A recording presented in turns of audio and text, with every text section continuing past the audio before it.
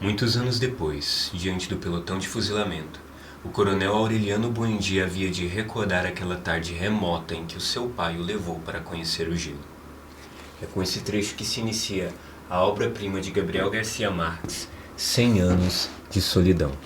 Eu gostaria que esse vídeo funcionasse como uma breve introdução à obra do Gabo, do Gabriel Garcia Marques, e a esse livro maravilhoso. Se você ainda não conhece, ainda não leu, Os 100 Anos de Solidão é um clássico, é um livro que era bom que todo mundo lesse, principalmente se você é latino-americano, e se você está nesse vídeo, provavelmente você é.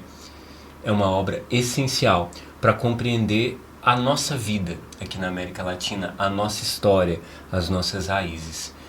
O Gabriel Garcia Marques é provavelmente o maior nome do chamado realismo fantástico, que é um gênero literário, onde você tem sim uma raiz realista, uma raiz onde você vai passar as verdades, as mazelas, os detalhes minuciosos do ordinário, do cotidiano, da vida comum, mas com detalhes que parecem míticos, parecem fantasiosos, parecem maravilhosos, fantásticos, absurdos.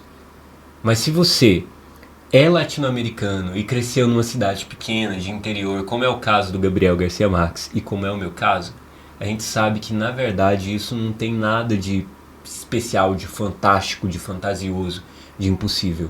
Isso é aquilo que nós vivemos no nosso dia a dia, que nós vivenciamos no nosso cotidiano. 100 Anos de Solidão é um livro extremamente divertido.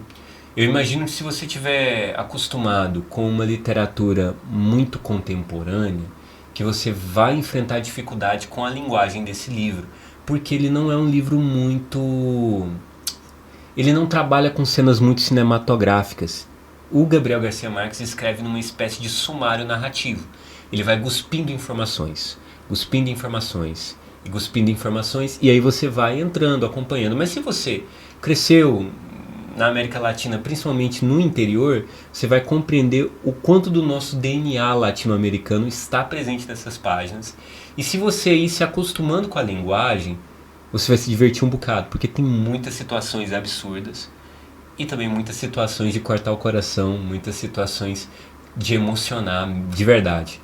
Você vai acompanhando a história dos Buendia, que é uma família lá em Macondo, que é uma cidadezinha no interior da América Latina. O Gabriel Garcia Marques não cita qual que é o país, mas é citado que o idioma é espanhol. Então o Brasil fica um pouco excluído disso, porque nós somos o único país da América Latina que não pode ter Macondo.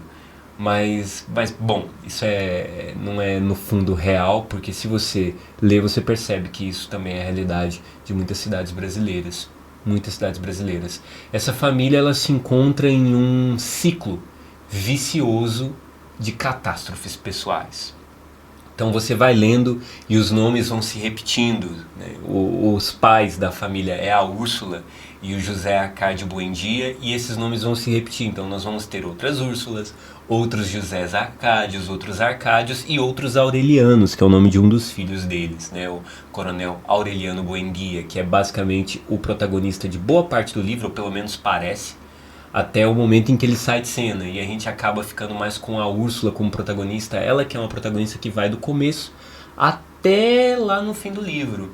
Então ela vive os 100 anos de solidão, e o livro se passa bem mais de 100 anos, a própria Úrsula morre com muito mais de 100 anos, então é mais um detalhe fantástico.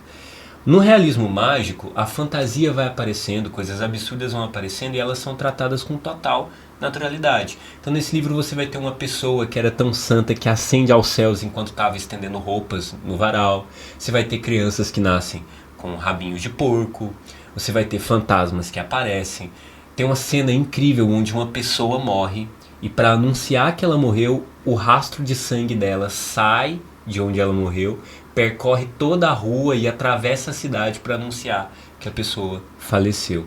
Não vou dar detalhes exatamente de quem são essas pessoas para que você não tenha spoilers, mas essas coisas vão acontecendo ao longo da obra, e coisas absurdas e tomadas com completa naturalidade. Chega a ter um personagem que recebe uma visita da morte, sabe que vai morrer quando terminar de fazer uma mortalha para ela própria. essa personagem começa a costurar essa mortalha, ela tenta enrolar para ela viver mais, mas em algum momento ela vai ter que terminar a mortalha e aí, bom, as coisas vão acontecendo dessa maneira, em uma epopeia familiar, né, gigantesca. A gente vai acompanhando os Buendia, mas na realidade a gente acompanha o que é o dia a dia e a vida do povo latino-americano em qualquer cidadezinha de todos os nossos países, basicamente.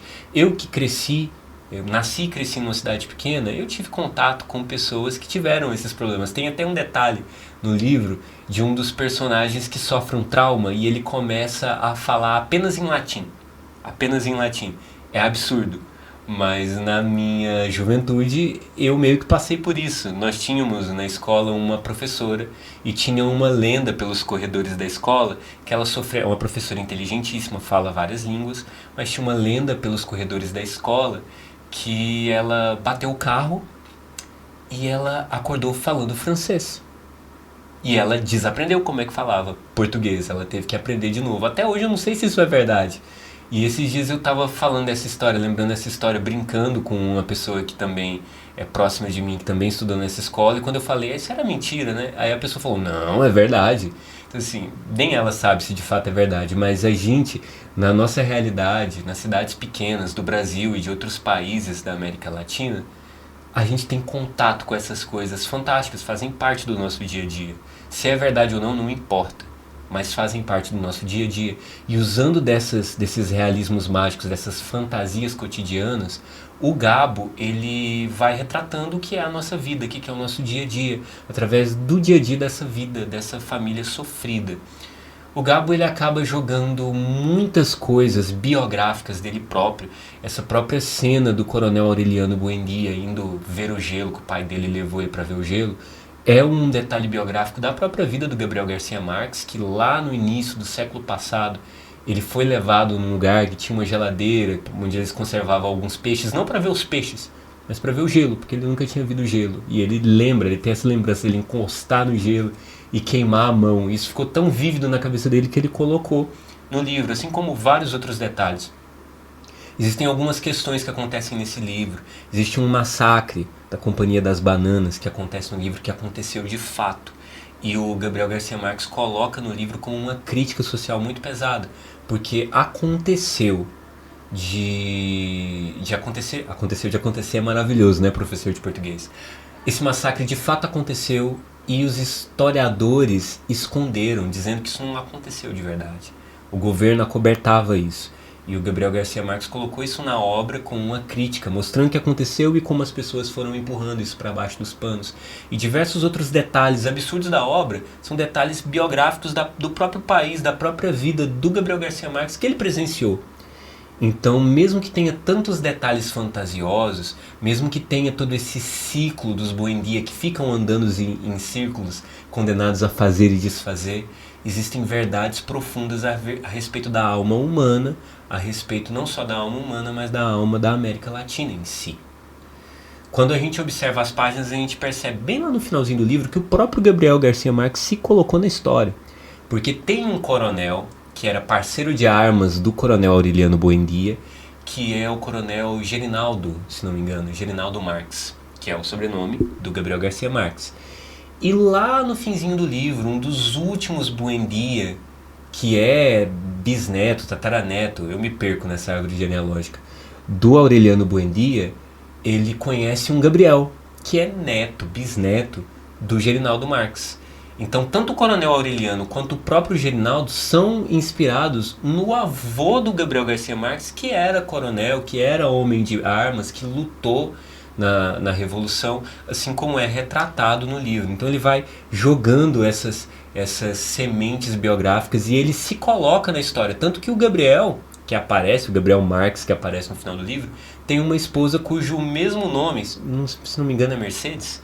Desculpa, eu sou péssimo com nome, gente. Tem o mesmo nome da esposa do Gabriel Garcia Marques. Então ele de fato se colocou dentro da história. Isso nos ajuda a entender o recorte temporal do livro. Esse livro deve encerrar ali na primeira metade do século XX, mas se iniciar na virada do século XVIII para o século XIX, com a fundação de Macondo, da cidadezinha. E essa fundação se confunde com a fundação da própria Colômbia e de outros países latino-americanos. Então Gabriel vai colocando ao longo da obra vários detalhes que vão revelando o que é ser latino-americano, mas não só isso, o que é ser humano. E essas pessoas, essa família, ela é condenada a uma solidão eterna, a ciclo de permanecer sozinho na velhice, a amores intensos e estranhos. Então tem casos incestuosos, casos de pedofilia, casos muito complexos. Eles estão condenados a essa miséria. E o Gabriel vai fazendo isso de um jeito que a gente consegue ao mesmo tempo dar boas risadas e derramar lágrimas, porque é um livro que tem situações absurdas das quais a gente ri, mas é um livro que também tem situações muito, muito emocionantes, muito tristes. Bom, é basicamente isso. Era só para ser uma introdução, uma pequena resenha a respeito dessa obra maravilhosa que eu recomendo muito que você leia. Leia 100 Anos de Solidão, Gabriel Garcia Marques, o nosso querido Gabo, ganhador do Prêmio Nobel de Literatura. Se você não conhece o nosso canal, venha conhecer. Aqui eu falo de literatura, eu falo de vida acadêmica, eu falo de historiografia, falo de cultura pop, e vai ser uma graça ter você conosco nos demais vídeos. Deixe o seu comentário, a sua curtida e até